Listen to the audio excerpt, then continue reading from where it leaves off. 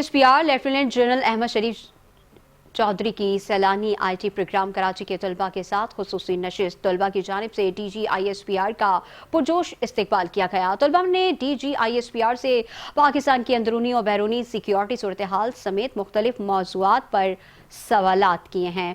DGISPR का कहना था कि बुनियानुल मरसूस में कामयाबी अमन की जीत है। पाकिस्तान ने हमेशा अमन को जंग पर फौकियत दी। आप लोगों ने मालूमात की जंग में पाकिस्तान के हरावल दस्ते का किरदार अदा किया है। पाकिस्तान की अफवाज मुनज़्ज़म और पेशावर अफवाज है जो आइन के तहत और रियासती अहकामात के मुताबिक अपने फ़राइज़ बखूबी सरअंजाम दे रही है। DG ने कहा कि पाकिस्तान खत्ते में नेट रीजनल स्टेबलाइजर का किरदार अदा करता रहेगा। इस मौके पर तलबा का कहना था कि अपने वतन की हिफाजत के लिए हर कुर्बानी देने को तैयार हैं, चाहे हमें किसी भी महाज पर पाक फौज का साथ देना पड़े।